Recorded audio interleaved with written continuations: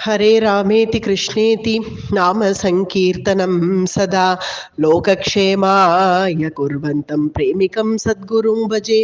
यत्प्रसादेन वचसां प्रसादादिगुणोदयः साविर्भवतु वाग्देवी मयि वाचा प्रसन्नया।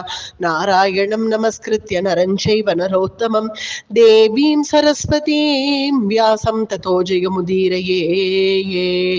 कूजन्तं राम रामेति मधुरं मधुराक्षरम् आरुह्य कवितासाकां वन्दे वाल्मीकिकोकिलं। यत्र यत्र रघुनाथकीर्तनं तत्र तत्र कृतमस्तकाञ्जलिं बाष्पवारि परिपूर्णलोचनं मारुतिं नमत राक्षसान्तकं। वेदवेद्ये परे पुंसि जाते दशरथात्मजे वेदप्राचेतसा तासीत् साक्षात् रामायणात्मना. ஸ்ரீ ராமாயணத்துல விபீஷண சரணாகதி கட்டம் அனுபவிச்சோம். 6 லட்சணங்கள் பொருந்தி விபீஷணன் பகவானை எப்படி அபயம் வேண்டி சரணம் அடைஞ்சான், அதுல அவ்வளோ திட விஸ்வாசத்தோட கூட ரக்ஷிஷ்யதீதி விஸ்வாசா அப்படிங்கிறது முக்கியமான சரணாகதி லட்சணம். அவன் ரட்சிப்பான், அவன் எப்படி வைக்கிறானோ அவன் இஷ்டப்படி அப்படிங்கிற அந்த விஸ்வாசத்தோட கூட தன்னை பூர்ணமாக ஒப்படைக்கணும்னு வந்த விபீஷணன் சர்வலோக சரண்யாய ராகவாய மகாத்மனேன்னு என்னை சீக்கிரமாக பகவத் திருவடியில சேர்த்து வையுங்கள்னு கவலையோட வந்த விபீஷணனுக்கு உடனே அபயப்பிரதானம் பண்ணி பகவான் அவனுடைய கண்ணீரை தொடச்சு அவனை கூட சேர்த்துண்டதோட மட்டும் இல்லாமல் ராவணன் இன்னும் உயிரோடவே இருக்க இப்பவே விபீஷணனை அதே இடத்துல உட்கார வச்சு லங்காபுரி ராஜ்யம் இனி உனக்கு தான் அப்படின்னு பட்டாபிஷேகமும் பண்ணிட்டார் பகவான். இந்த விபீஷண பட்டாபிஷேகம் எவ்வளவு சத்தியமோ அவ்வளவு சத்தியம் ராவணவதம் அப்படின்னு தனக்கு தானே ஒரு சங்கல்பம் வச்சுட்டு மேற்கொண்டு என்ன பண்ணலாம் அப்படின்னு ஒரு ஆலோசனை சபை கூட்டுறார் ராமபிரான். எல்லா வானரர்களையும் வச்சுண்டு விபீஷணன், சுக்ரீவன், ஆஞ்சநேயர், ஜாம்பவான் முதலிய எல்லாருமே இருக்கா அந்த சபையில. எல்லாரையும் வச்சுண்டு பேசுறார் ராமபிரான். இனி சமுத்திரத்தை தாண்டனுமே, அக்கறைக்கு போயாகணும், லங்கைக்கு போயாகணும், என்ன பண்ணலாம், எப்படி போகலாம்? சமுத்திரத்தை தாண்டதுன்னா ஒன்றும் சாமானியம் இல்லை, சாதாரண விஷயம் இல்லை. சாதாரணமா ஏதோ இப்படி தாண்டிட முடியாது. அதை ஏதாவது ஒண்ணு செய்தாகணும். என்ன செய்யலாம் அப்படின்னு ஒரு ஆலோசனை சபை கூட்ட உடனே விபீஷணன் பட்டுன்னு எழுந்துட்டான்.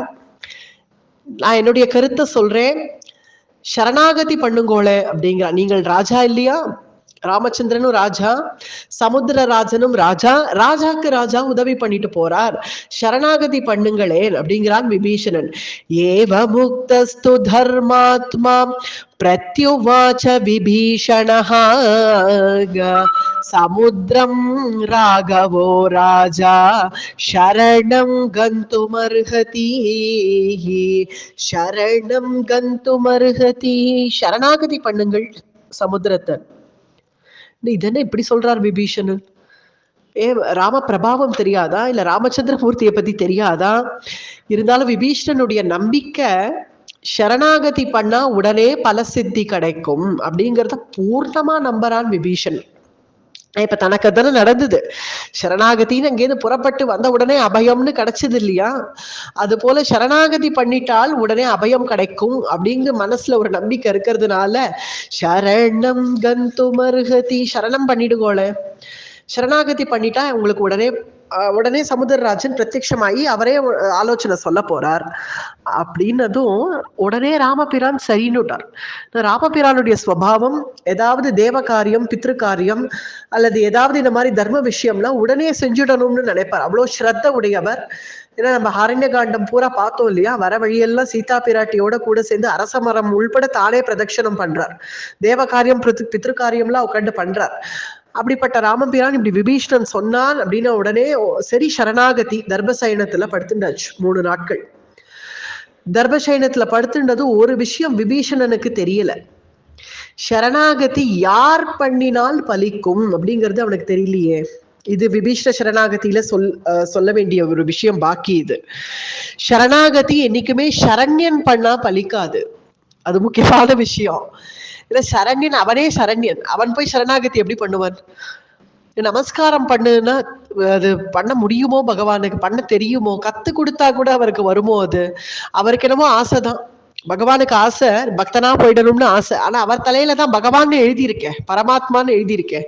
பின்ன அவர் எப்படி சரணாகதி பண்ணுவார்? புது நமஸ்காரம், புது சரணாகதி, இல்ல புது பஜனை, புது பாட்டு, இதெல்லாம் தெரிஞ்சிடும் இல்லையா நமக்கு அப்பட்டமா, புதுசா யாராவது பண்ணான்னா. அது போலதான் இருக்கான் இங்க ராமபிரானுடைய சரணாகதி. ஏன்னா அவருக்கு பண்ண தெரியல, கோணாமனான்னு ஒரு சரணாகதியை பண்றார். தர்மசேனத்துல படுத்துட்டார். முதல்ல படுத்துட்டு ஒரு சரணாகதி. சரணாகதியினுடைய லட்சணம் என்ன? ரக்ஷிஷதீதி விஸ்வாசஹா அப்படின்னு சொன்னோமே. நம்மளுடைய ரக்ஷகன், நம்மளுடைய அந்த சரண்யன், அவன் நம்மளை எப்படி வைக்கிறானோ வச்சது வச்சபடி அப்படியே கடக்கேன் அப்படின்னு கடக்க வேண்டி இருக்க, ராமபிரானோ 3 நாட்கள் ஆகி வரலை அப்படின்னு தெரிஞ்சதும், சமுத்திரராஜன் கிட்ட இருந்து எந்த ஒரு ரெஸ்பான்ஸும் இல்லைன்னு தெரிஞ்ச உடனே பட்டு எழுந்தார், ஆக்ரோஷத்தோட எழுந்தார். தெரிஞ்சிருத்து பட்டேலாம் சரணாகதி லட்சணம். இவ்வளவுதான் சரணாகதி. ராமபிரானுக்கு வராது சரணாகதி. சரண்யனை போய் சரணாகதி பண்ணுன்னா உடனே எழுந்தார். லக்ஷ்மணனை பார்க்கிறார். எடுத்துட்டு வா என்னுடைய கோதண்டத்தைன்னார். சாபமானய சௌமித்ரே ஷராம்சாசீத் விஷோபமான சமுத்திரம் சோஷயிஷ்யாமி பத்யாம் யாந்தோ ப்ளவங்கமாக. சாபமானய சௌமித்ரே. சௌமித்ரே, சௌமித்ரேனா சுமித்ரையுடைய பிள்ளை லக்ஷ்மணன். சௌமித்ரே எடுத்துட்டு வா என்னுடைய கோதண்டத்தைன்னா.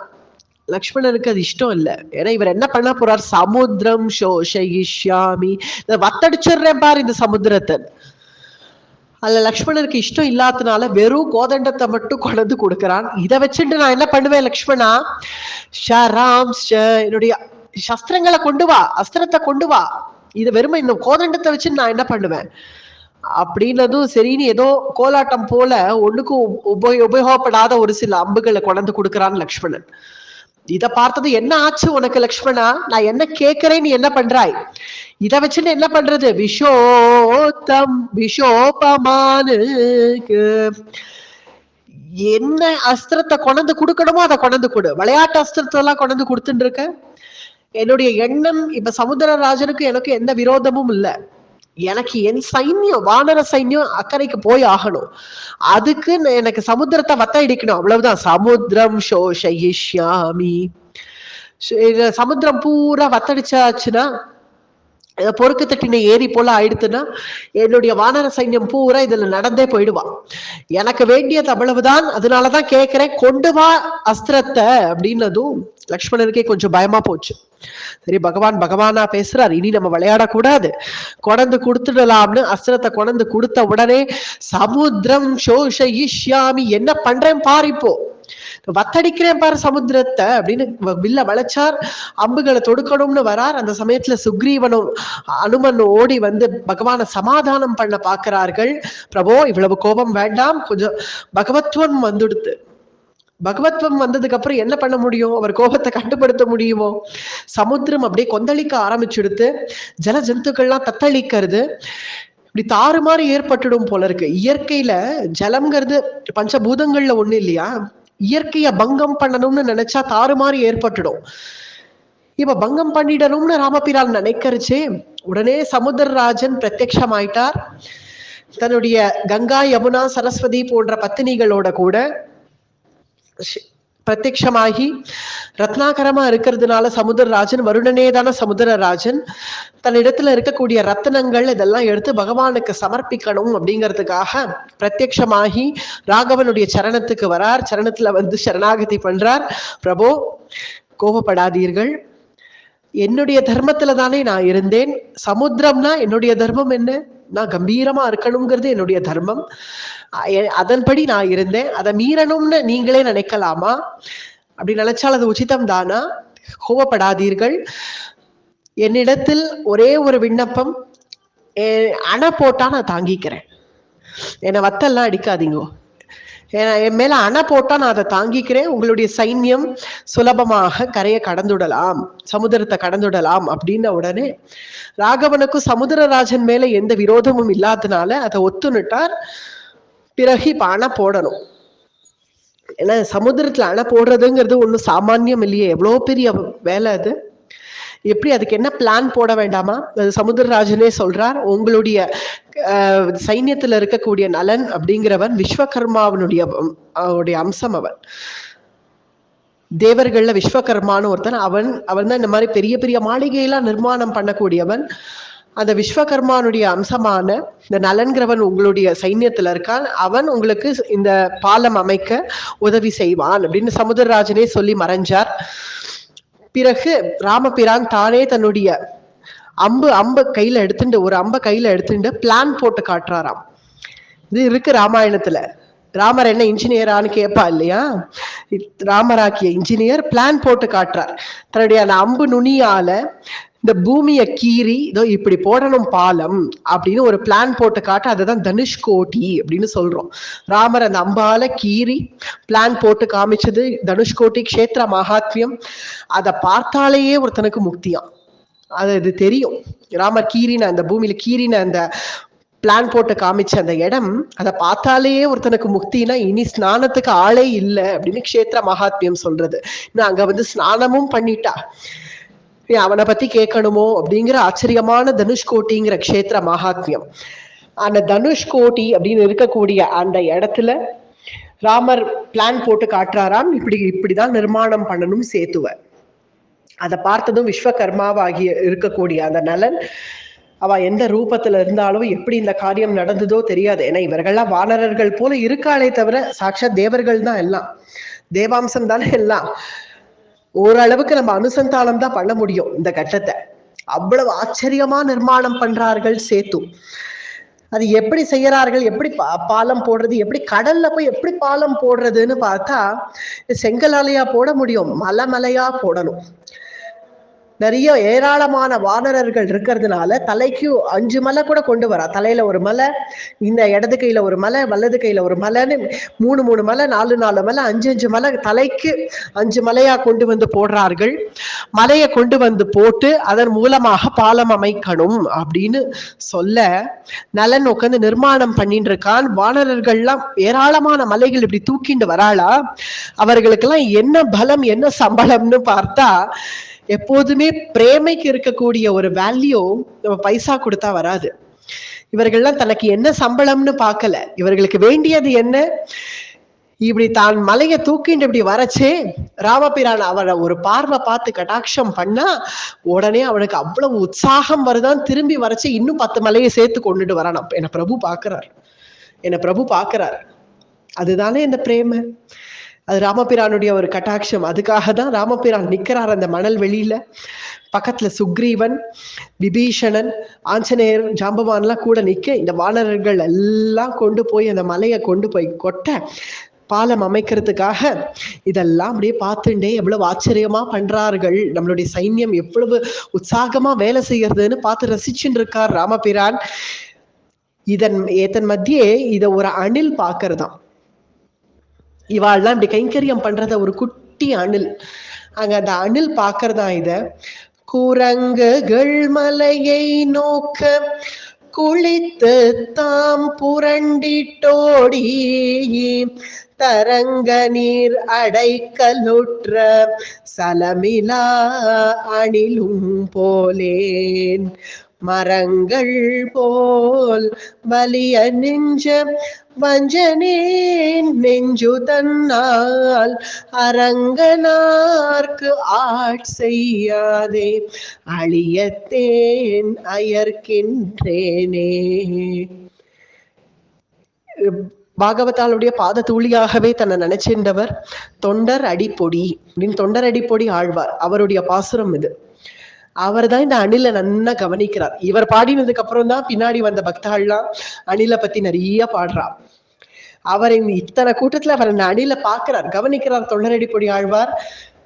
அவர் தன்னை நொந்துக்கிறார் இந்த பாசுரத்துல. மரங்கள் போல் வலிய நெஞ்ச வஞ்சனே நெஞ்சு தன்னால். வஞ்சகன்னா பெருமாளுக்கு அல்லும் பகலும் புஷ்ப கைங்கரியமே பண்ணிட்டு இருக்கக்கூடிய அவர் தன்னை ஏன் நொந்துக்கிறார்னு பார்த்தா, நான் இலவசமா பகவானுடைய கருணையை பெற்றுக்கிறேனே, ஆனா அவனுக்கு எந்த கைங்கரியமும் செய்யலையே. அரங்கனார்க்கு செய்யாதே உனக்கு செய்யாம அவனுக்கு அல்லவோன்னு ஆட்பட்டு இருக்கணும், எதுவுமே செய்யாம காருண்யத்தை மட்டும் வாங்கிட்டு போறேனே, ஒரு அணில் எப்படி உதவி பண்றது ராமபிரானுக்கு?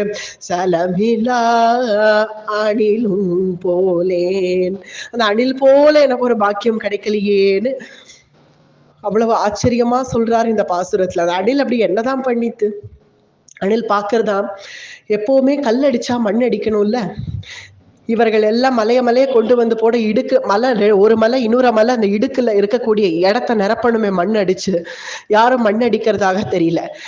நம்ம வேணா இதை செய்வோமான்னு யோசிச்சுதான் அணில். இந்த அணில் இந்த குட்டி கையை வச்சுட்டது சலமிலா அணிலும் போலின்னு அதுக்கு என்ன சங்கல்பம்? இந்த அணில்ங்கிறது ரொம்ப சமத்து அழகான ஒரு சிருஷ்டி. எப்போதுமே நம்மளுடைய ஆத்து பிராணி தான்.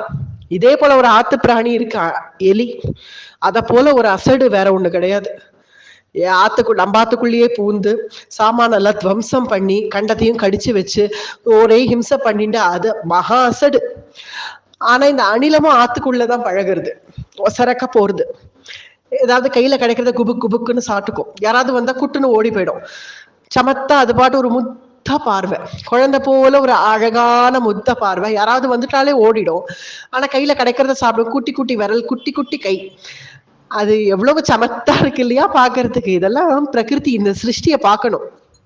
ஏன்னா இதை பார்த்தாவது நமக்கு சமத்து வருதான்னு பாக்குறதுக்காக தான் இதெல்லாம் பகவான் சிருஷ்டியே பண்ணிருக்கானோ என்னவோ. அப்படி பார்த்தா அந்த அணில் சலமிலா அணிலம் போலே அப்படின்னா கல்மஷம் இல்லாத அணில், வஞ்சனையே தெரியாத ஒரு கல்மஷம் இல்லாத அணில் தான் அர்த்தம். என்ன கைங்கரியம் என்ன பண்ணலாம், நான் என்ன செஞ்சிட முடியும்னு அது யோசிக்கலையே. அது என்ன பண்ணிட முடியும் அந்த அணிலால? இவ்வளவு மண்ணு அடிக்கணும், அதுவும் ஒரு மலைக்குள்ள இன்னொரு மலைக்கும் மண் அடிக்கணும்னா எவ்வளவு லாரி வேணும், எவ்வளவு கப்பல் வேணும், அதெல்லாம் அதுக்கு யோசிக்க தெரியலையே. அதனாலயே சலமிலா அணிலும் போலேன், அதெல்லாம் நம்மளால ஆகுமா இந்த காரியம் அப்படின்னு தெரியல, அப்படின்னு யோசிக்க தெரியல. பண்ணணும்னு மட்டும்தான் அது மனசுக்கு தோணித்து. நான் ஏதாவது ராம கைங்கரியம் பண்ண மாட்டேனான்னு தோணித்து. அதனாலேயே கல்மஷம் இல்லாத அணில் சலமிலா அணிலும் போலேன். யாராவது வந்தா இது ஒரு கட்டடம், ஒரு கோவில் திருப்பணி பண்ணணும்னு ஆரம்பிக்கிறச்சேவே அதெல்லாம் எங்க சார் முடியும், அதுக்கெல்லாம் நிறைய டொனேஷன் தேவைப்படும், என்ன சார் பேசுறேன், அதெல்லாம் நம்மளால யாரையும் ஆகுமா அந்த காரியம் அப்படின்னு நினைக்கிறவன் ஒரு காரியத்துக்காவது லாய்க்கப்படுவனோ? முடியறதோ முடியலையோ, நான் ஒரு 1000 ரூபாய் மொய் எடுத்து வைக்கிறேன் ஐயா, ஆரம்பிங்கோ ஐயா, ஆரம்பியும் ஐயா, நம்ம ஏதாவது பண்ணிடலாம், சிறப்பா பண்ணிடலாம் அப்படின்னு ஒரு மோட்டிவேட் பண்ணி உற்சாகப்படுத்தி விட்டுட்டு போயிட்டாலே போறோம். நீ காலனா கொடுக்க வேண்டாம், அதுவே போறோம், வாச்சிக்க கைங்கரியம். அப்படி இருக்கிறவர்கள் மத்தியில இந்த அணிலோ அங்க போய் பார்த்தா அப்படியே அது தரங்க நீர், சமுத்திர ஜலம்ங்கிறது ஒண்ணு சாதாரணம் இல்ல. அங்க சமுத்திரத்து கிட்டக்க போய் பார்த்தா தரங்க நீர் அடைக்கலுற்ற ஜோ ஜோ ஜோன்னு அலைகள் அடிக்கிறது, தரங்க நீர் அடைக்கலுற்ற. இத பார்த்துட்டு அப்பாடி நம்மளால என்ன ஆகும் இந்த காரியம் அப்படின்னு அதுக்கு யோசிக்க தெரியலையே. பண்ணணும்னு யோசிச்சதுல அதனாலேயே சலமிலா அணிலும் போலேன். அது சரி, கையால கொண்டு வந்து அது குட்டி குட்டி கையால கொண்டு போய் மண்ணை கொட்டினா கொஞ்சம் தானே வரும். பின்ன என்ன பண்ணலாம்னு யோசிச்சுதான் நம்ம சமுத்திரத்துல போய் குளிப்போம். குளிச்சுட்டு குளித்து தாம் புரண்டிட்டோடி, சமுத்திரத்துல போய் ஒரு குளிச்சுட்டு உடம்பு பூரா மணல்ல போட்டு பெரட்டி அங்க போய் மலைக்கு இடுக்குல போனா கையால போட்டா கம்மியா தானே போட முடியும், உடம்பையே கொண்டு போய் மணலால பெரட்டி அங்க போய் உதுத்துடலாமே அப்படின்னு நினைச்சுதான் குளித்து தாம் புரண்டிட்டோடி. அப்படி அது குளிக்கணும்னு போர்ச்சு அங்கேயோ தரங்க நீர் அடைக்கலுற்று. ஆளுக்காளா இருக்கிற ஒரு பெரிய மனுஷன் போய் குளிச்சாலேயே சமுத்திரராஜன் கொண்டு போயிடுறார். இன்னும் இத்தனோண்டு அணில் அங்க போய் குளிச்சதுன்னா சமுத்திரராஜன் கொண்டே போயிட மாட்டாரோ, அத கூட யோசிக்க தெரியலையே அதுக்கு. அதனால சலமிலா அணிலும் போலேன், வஞ்சனையே இல்லாத ஒரு அணில். ஆனால் அங்க குளிச்சுட்டு போய் மண்ணை போட்டுட்டு அங்க கொண்டு போய் மலைக்கு நடுவுல கொட்டணும்னா அங்கேயோ குரங்குகள் மலையை நோக்க. அது என்ன சாமானிய செங்கலா? அது மலை, ஒவ்வொன்றும் மலை, பெரிய பெரிய மலை, பெரிய பெரிய மலையை கொண்டு வந்து போடுறா. படால்னு கொண்டு வந்து போடுறா. அதுவும் விஸ்வகர்மாவா இருக்கக்கூடிய அந்த நலன் சகஜமா இடது கையில வாங்கி இப்படி வலது கையில அடிக்கின்றே வரான். அதுக்கு நடுவுல வானரர்களுடைய கால் நுனியில அகப்பட்டுண்டாலோ இல்ல மலைக்கு நடுவுல அகப்பட்டுண்டாலோ காலிதான், சட்னி தான். ஆனாலும் அது பண்ணணும்னு நினைக்கிறதே. குரங்குகள் மலையை நோக்க அந்த இடத்துல போய் மணலை கொட்டணும்னு நினைக்கிறதே, நம்மளால இது முடியுமான்னு நினைக்கல. அதனாலையும் சலமிலா அணிலும் போலே பண்ணிடணும் கைங்கரியம். சரி என்ன பண்ணித்துனா குளித்து தாம் புரண்டிட்டோடி, முதல்ல போய் குளிச்சுடுது, அப்படியே புரண்டெடுத்த மண்ணுல கையில எவ்வளவு மண்ணு வந்ததோ கையிலயும் அள்ளிண்டது, இப்படி ஓடுறது, குளித்து தான் புரண்டிட்டு ஓடுறது, குடுகுடுன்னு ஓடுறது. ஓடி போய் அது இங்கேருந்து அங்க ஓடுறதுக்குள்ள உடம்பு பூரா காஞ்சிட்டு தான் அங்க போய் நல்ல கட கட கட கட கட மணலை போய் உதுட்டுட்டு திரும்பி வந்து திரும்பி குளிச்சு திரும்பி புரண்டு திரும்பி போய் உதிர்த்து திரும்பி குளிச்சு திரும்பி புரண்டு திரும்பி உதிர்த்து இப்படியே செய்ய குளித்து தாம் புரண்டிட்டோடி தரங்க நீர் அடைக்கலுற்ற சலமிலா அணிலும் போலேன். அந்த இத்தனை பேர் மத்தியில ராமபிரானுடைய திருஷ்டி அநேக வானரர்கள் கொண்டு போய் மலைய போட்டு இருக்கா. அனுமான் போன்ற அந்த வானர சைன்யம் பூரா பண்ணிட்டு இருக்கிற வேலையெல்லாம் கவனிக்கலையாம். இந்த இக்குனூண்ட அணில் மேல போய் ராமபிரானுடைய திருஷ்டி போய் படுறதாம். சின்ன ஆத்மா தானே, சின்ன பக்தன் தானே, இல்ல சின்ன ஒரு சிருஷ்டி தானேன்னு நினைக்கலையே.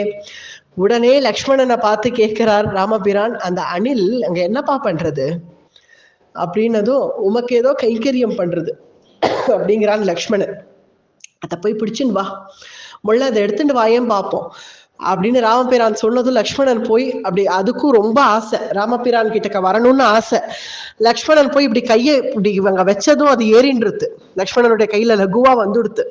கொண்டு போய் ராமபிரான் கிட்ட கொடுத்ததும் ராமபிரான் அதை மடியில தூக்கி வச்சுக்கிறார், அதை லாலனை பண்றார், அதனுடைய முதுகு அப்படியே தடவி கொடுக்கிறார். அணிலமே, இவ்வளவு பெரிய கைங்கரியம் பண்ணணும்னு வந்திருக்கியே, இப்படி மலைக்கு இடுக்கல ஓடி போய் மண்ணை போட்டுன்னு இருக்கியே, உடம்பு வலிக்காது உனக்கு, கை கால்லாம் வலிக்காது உனக்கு, அசதியா இருக்காது அப்படின்னு முதுக போட்டு இப்படி தடவிண்டே இருக்காராம். எந்த லாலனைக்காக அங்க அசோகவனத்துல பிராட்டி உட்காந்து தவிச்சுன்னு இருக்காளோ அந்த லாலனை இந்த அணில் பெற்றுது. அந்த அணில விடவே இல்லை, ராமருக்கு விட மனசே இல்லை. அது அப்படியே மடியிலேயே வச்சுன்னு அதை முதுக தடவி கொடுத்து இந்த கட்டம் தொண்டரடிப்புடி ஆழ்வார் அப்படி அனுபவிக்கிறார்.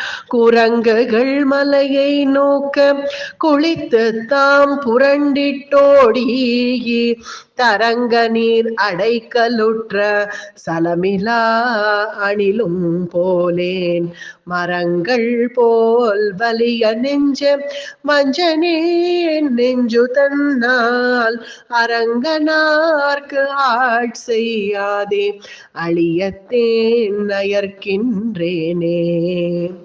அந்த அணில அப்படி பூரா இந்த சேத்துமுத்திரம் மாற வரைக்கும் அதை போட்டு தடவிண்டே லாலனை பண்ணிண்டே அப்பப்போ அது குடுக்குன்னு ஓடி போய் கைங்கரியமும் பண்ணி வந்து ராமபிரான் மடியில உட்காந்துக்கிறது.